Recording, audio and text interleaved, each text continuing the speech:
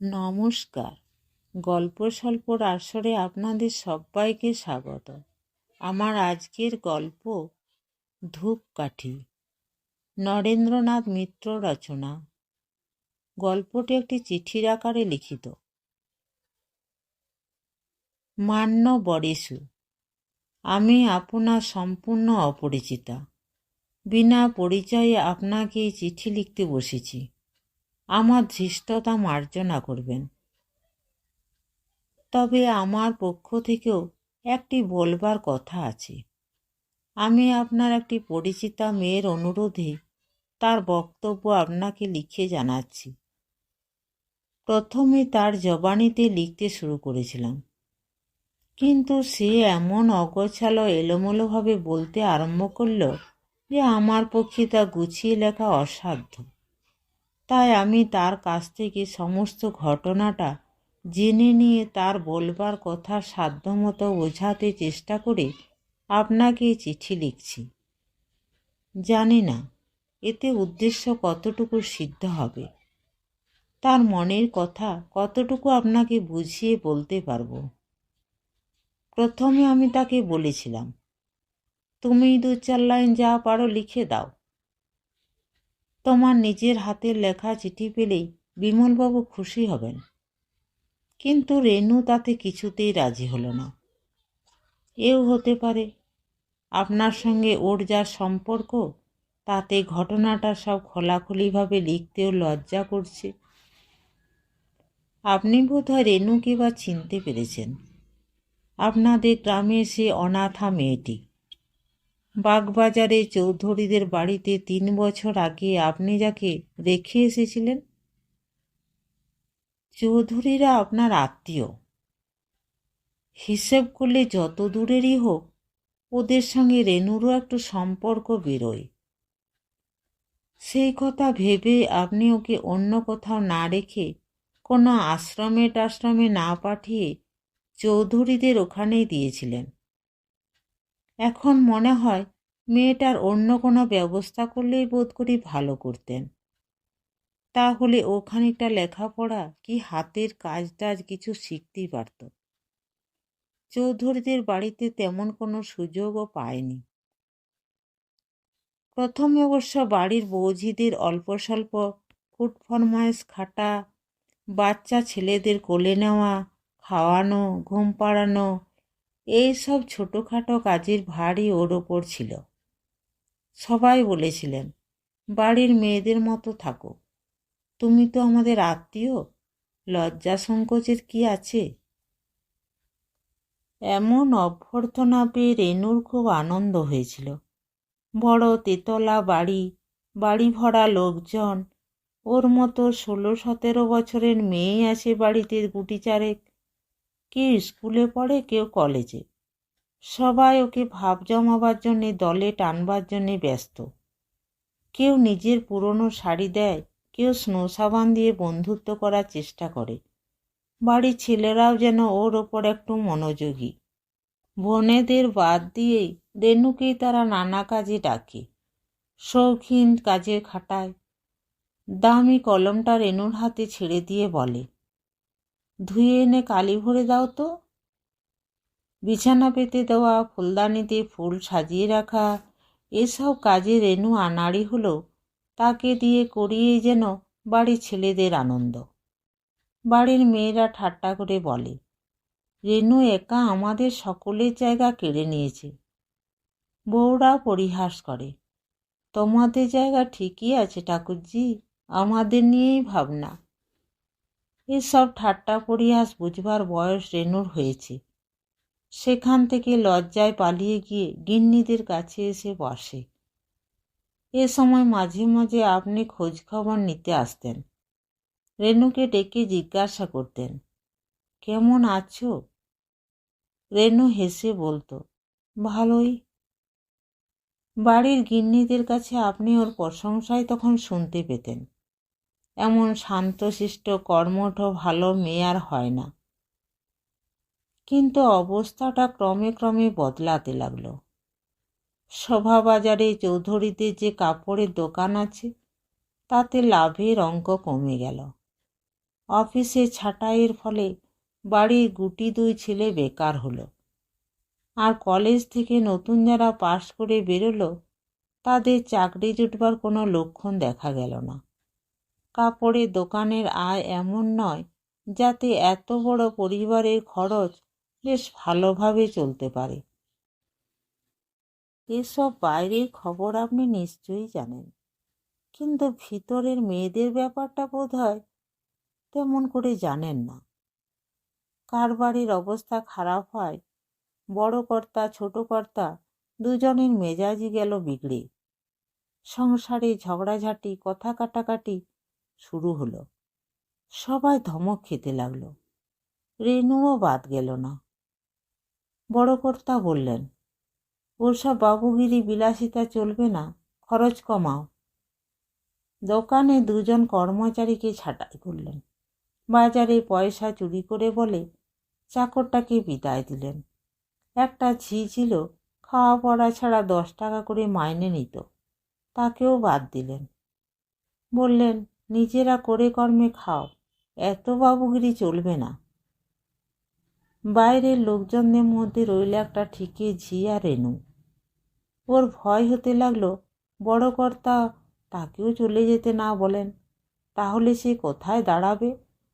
এই চৌধুরী বাড়ি ছাড়া পৃথিবীতে আর কোথাও যে কোনো জায়গা আছে সে কথা রেনুর মনে হয়নি। রেনু নিজেই ইচ্ছা করে সংসারের বেশি বেশি কাজ করতে লাগলো। গিন্নিদের, বউদের হাতের কাজ কেড়ে নেয়, রাঁধে, জল টানে, 20 জন লোকের রেশনে চালের কাঁকড় বাছে, পাছে কেউ তাকে অনাবশ্যক মনে করে। তা অবশ্য কেউ মনে করলেন না। সংসারের অনেক কাজের ভারই গিন্নিমা ওর হাতে ছেড়ে দিলেন। বিশেষ করে রান্নাঘরের ভারটা প্রায় সম্পূর্ণই রেনুর ওপর পড়ল। না পড়ে উপায় কি? বড় গিন্নি ছোট গিন্নি কারোরই ছেলেপিলে হওয়া বন্ধ হয়নি, আর বউদের তো সবে শুরু হয়েছে। তাছাড়া অসুখ বিসুখ আছে, মেয়েদের স্কুল কলেজের পড়া আর পরীক্ষার কড়াকড়ি বেড়েছে। তাদের পক্ষে সংসারের অন্য কাজকর্ম করা পোষায় না, তাই স্বাভাবিকভাবে রেনুকেই সব বুঝে নিতে হলো। আপনি তখন চাকরি বাকরি আর সভা সমিতি নিয়ে ব্যস্ত, আসবার অবসর বেশি পান না। তবু 2-4 মাস অন্তর মাঝে মাঝে এসে যখন জিজ্ঞেস করতেন, কেমন আছো রেনু, তার কাছ থেকে ওই একই উত্তর পেতেন, ভালোই আছি বিমলদা। আপনি ব্যস্তভাবে চলে যেতেন, দ্বিতীয় প্রশ্ন করতেন না। যদি করতেন তাহলে তখনই হয়তো আপনি কিছু কিছু বুঝতে পারতেন। আমার মনে হয় জিজ্ঞাসা না করেই আপনি বুঝেছিলেন, কিন্তু কিছু করাটা আপনার পক্ষে সহজসাধ্য হয়নি। আপনি অবিবাহিত, মেসে থাকেন, নিজের নানা রকম ঝামেলা আছে, এসব জানতো বলেই রেনু আপনাকে কিছু খুলে বলতো না। ভাবতো অনর্থ বিব্রত করে কি লাভ, আপনি ওর জন্য যথেষ্ট করেছেন, আরও যদি কিছু করবার থাকে তা আপনি নিজেই করবেন। গত বছর বড় কর্তার সেজ আর ছোট কর্তার মেজ মেয়ে দীপ্তি দুজনের একসঙ্গে বিয়ে হয়ে গেল। সেই বিয়েতে আপনি নিমন্ত্রণ খেতে এসে বড়গিন্নির কাছে রেনুর নামে প্রথম নালিশ শুনে যান। রেনু আড়ালে দাঁড়িয়ে সব শুনেছিল। বড়গিন্নি আপনার কাছে বলেছিলেন, রেনু শেষ আগের মতো শান্ত স্বভাব আর নেই, ভারী মুখ হয়েছে ওর, কথায় কথায় তর্ক করে, মুখে মুখে জবাব দেয়। আরও একটা গুণ বেড়েছে, রাস্তার ফেরিওয়ালা ডেকে হাসি গল্প করে। এ কথা শুনে আপনি যে ভ্রু কুঁচকেছিলেন তা রেনুর চোখ এড়ায়নি। আপনি বলেছিলেন, এসব তো ভালো নয় মাসিমা, আপনি ওকে শাসন করে দেবেন। আপনার এই কথায় রেনু বড় দুঃখ পেয়েছিল। ওর হাতে ছিল দইয়ের হাঁড়ি, ভেবেছিল সেটা রেখে এসে আপনাকে বুঝিয়ে বলবে। রেনু মাঝে মাঝে তর্ক করে, কথার পিঠে কথার জবাব দেয়, তা ঠিকই। তার একার ঘাড়ে সবাই সব কাজ চাপিয়ে দেন, আর পান থেকে একটু চুন খসলেই যদি তা নিয়ে বকাবকি করেন, তাহলে একেবারে মুখ বুজে ও কী করে থাকে? সেও রক্ত মাংসের মানুষ, কিন্তু কোনো খারাপ কথা সে কাউকে বলেনি। একদিন শুধু ছোট গিন্নিকে বলেছিল, এমন বিনে মাইনে ঝি আর পাবেন না। তিনিও জবাব দিতে ছাড়েননি। বলেছিলেন, যেখানে মাইনে পাস গেলেই পারিস, ভাত ছড়ালে আবার কাকের অভাব। আজকালকার দিনে খেতে পড়তে দিলে অমন কত গণ্ডা পাওয়া যায়। সব কথাই আপনাকে বলবে ভেবেছিল, কিন্তু গিয়ে দেখে আপনি বিয়ে বাড়ির পান মুখে দিয়ে চলে গেছেন। আপনি শুধু এক পক্ষের কথাই শুনে গেলেন, আর এক পক্ষের কোনো কিছুই শুনলেন না। সেই জন্য রেনুর মনে সেদিন ভারী দুঃখ, অভিমান, এমনকি একটু রাগও হয়েছিল আপনার ওপর। সুযোগ পেলে সেদিন অনেক কথাই রেনু আপনাকে বলতো। চৌধুরীদের কারবারের অবস্থা আগের চেয়ে ভালো হওয়ার সত্ত্বেও বাড়ির কাজকর্মের জন্য ওরা যে নতুন লোকজন রাখেননি। জল তোলা, বাটনা বাটা, দুবেলা রান্না সবই রেনুকে করতে হচ্ছে। এই খবরটা আপনাকে সে জানাতো। আর ফেরিওয়ালাতে ডেকে গল্প করার কথা, তাও রেনুর মুখে আপনি তখন শুনতে পেতেন। কারণ ব্যাপারটা তখনও খুব ঘোরালো হয়ে ওঠেনি। ওদের সেই রামকান্ত বোস স্ট্রিটের গলি দিয়ে কত ফেরিওয়ালাই তো যেত। কেউ জিনিস বেচতে চায়, কেউ কিনতে চায়। ছিটকাপড়, বাসন, শিশি বোতল, সোনপাপড়ি, চিনেবাদাম, ফুল, ধূপকাঠির ফেরিওয়ালারা সকলেই চৌধুরী বাড়ির কাছ দিয়ে যাতায়াত করত। দুপুরবেলায় কি বিকেলবেলায় সে হাঁক দিত। বাড়ির বৌঝিরা দোরের কাছে এসে নেড়ে চেড়ে দেখত, দরদাম করত। কোনো দিন জিনিস রাখত, বেশিরভাগ দিনই ফেরত দিত। সেদিন বিকেলবেলা নতুন বউ নীলিমা দোতলা থেকে বলল, রেনু, আমি চুল বাঁধছি ভাই, ধূপকাঠিওয়ালা এসেছে, 2 আনা ধূপকাঠি রাখো তোর কাছ থেকে, ওর কাঠিগুলো বেশ ভালো। বিকেলে জলখাবারের জন্য রেনু সবে ময়দা মাখতে বসেছিল। তাড়াতাড়ি হাত ধুয়ে সদরের কাছে এসে দাঁড়ালো। 2 আনা ধূপকাঠি দিন তো। দাও। কথাটা ঠিক মুখে এলো না রেনুর। 22-23 বছরের যুবক, লম্বা ছিপছিপে চেহারা, গায়ে একটা ছিটের হাফ শার্ট, পায়ে একজোড়া স্যান্ডেলও আছে। একে চট করে তুমি বলা কি সহজ? হলোই বা ফেরিওয়ালা। 4 আনা দামের প্যাকেট যদি নেন সেগুলি আরও ভালো হবে, ফেরিওয়ালা একটু হেসে বলেছিল। রেনু বলেছিল, না না, আপনি 2 আনারটাই দিন। ফেরিওয়ালা আর কিছু না বলে 2 আনা ধূপকাঠি দিয়ে চলে গিয়েছিল। পরদিন দুপুরের একটু পরে ফেরিওয়ালা ফের এসে হাজির। ধূপকাঠি। রেনু দড়ির কাছে এগিয়ে এসে বলল, আজ আর দরকার নেই আমাদের, কাল যা দিয়ে গিয়েছিলেন তাই পড়ে আছে। ফেরিওয়ালা বলল, অল্প করে কিছু নিন, কাল আপনাদের এখানে বউনি করায় আমার বিক্রি খুব ভালো হয়েছিল। রেনু হেসে বলল, এ কথা বোধহয় সব বাড়িতেই একবার করে বলেন। ফেরিওয়ালাও হাসল।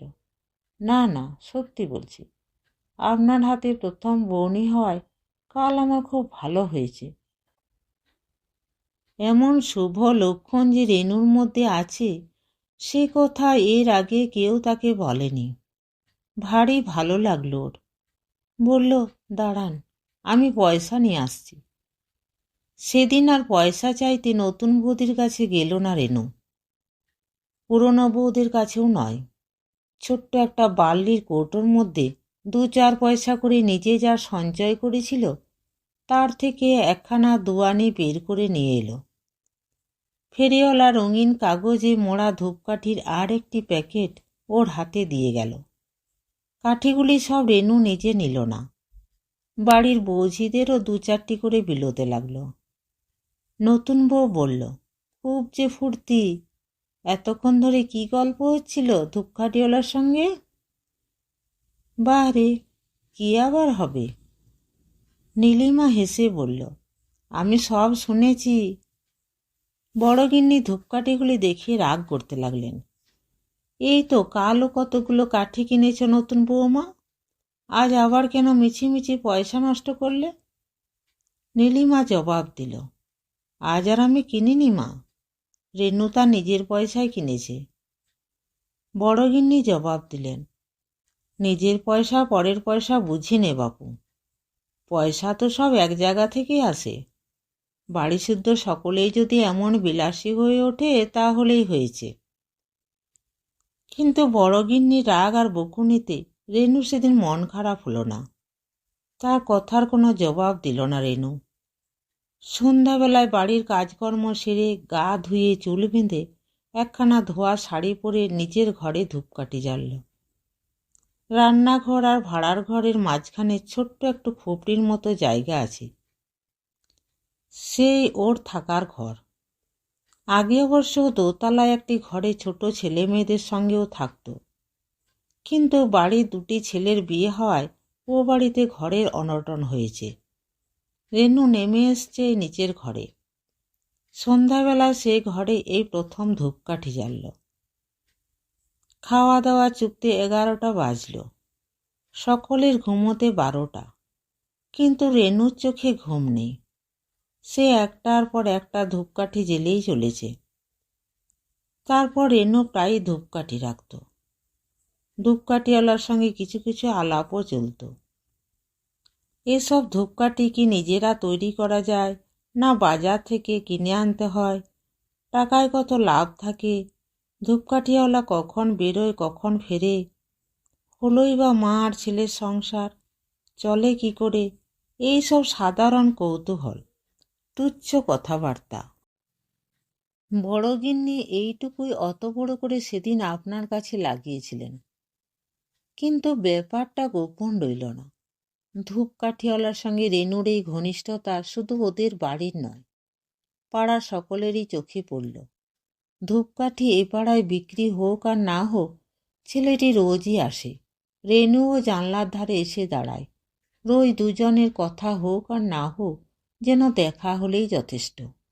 সারাদিন নানা কাজকর্মের মধ্যে রেনু এই মুহূর্তটির জন্য প্রতীক্ষা করে। রোজ সেই বিশেষ সময়টিতে জানলার কাছে আসে, এক প্যাকেট করে ধূপকাঠি নেয়, কিন্তু ফেরিওয়ালা আর পয়সা নেয় না। রেনুরও পয়সা দেওয়ার তেমন গরজ নেই। জানলার একটা শিক আপনিই ভেঙে গিয়েছিল, রেনু তাই বলে। কি সে নিজেই তুলে ফেলেছিল? চৌধুরীদের অভিযোগ তাই। জানি না, সেই বড় ফাঁক দিয়ে মাঝে মাঝে নাকি চায়ের কাপ ও রেনু ফেরিওয়ালার হাতে তুলে দেয়। ব্যাপারটা নিয়ে যে পাড়ায় নানা রকম কানাকানি হাসাহাসি চলছে, তা আমিও লক্ষ্য করেছিলাম।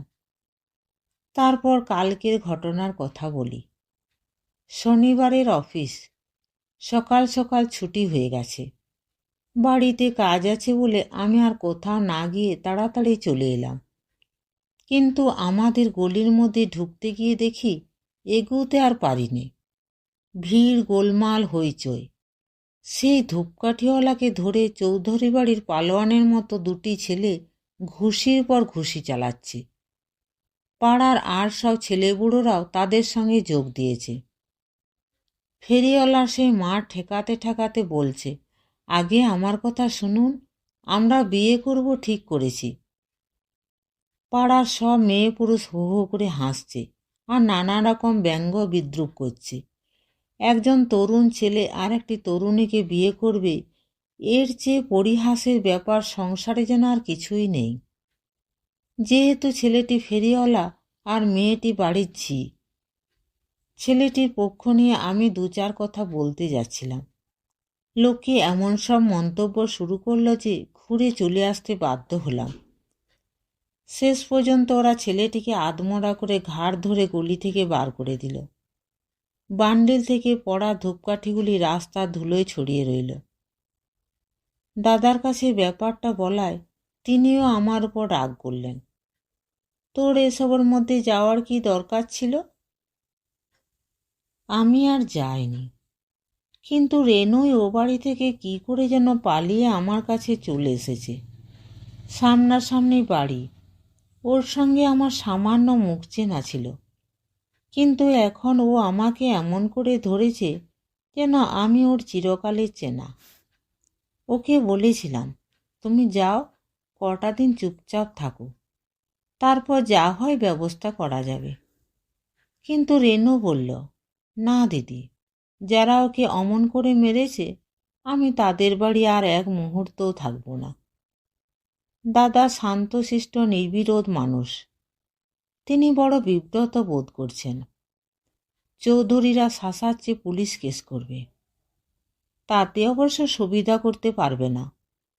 রেনুর বয়স 18 উতরে গেছে, কিন্তু আইন টাইন তো সবসময় বড় কথা নয়। বেশিরভাগ ক্ষেত্রে তা প্রবলের হাতের অস্ত্র। রেনুর অনুরোধে আপনাকে সব কথা খুলে জানালাম। ছেলেটির নাম ঠিকানাও ওর কাছ থেকে শুনে নিয়েছি। অজিত বিশ্বাস, বেলগাছিয়ার উদ্বাস্তু কলোনিতে থাকে। আপনি যদিও চৌধুরীদের আত্মীয়, তবু আপনার ওপর রেনু খুব ভরসা রাখে। সশ্রদ্ধ নমস্কার গ্রহণ করবেন। অনাধিকার চর্চার জন্য আর একবার মার্জনা চাইছি। ইতি বিনীতা মাধুরী সেনগুপ্ত। নমস্কার। গল্পটি ভালো লাগলে চ্যানেলটিকে লাইক, শেয়ার এবং সাবস্ক্রাইব করতে ভুলবেন না। আর আপনাদের মূল্যবান মতামত অবশ্যই লিখে জানাবেন। আপনাদের সহযোগিতা এবং ভালোবাসা আমার খুবই প্রয়োজন।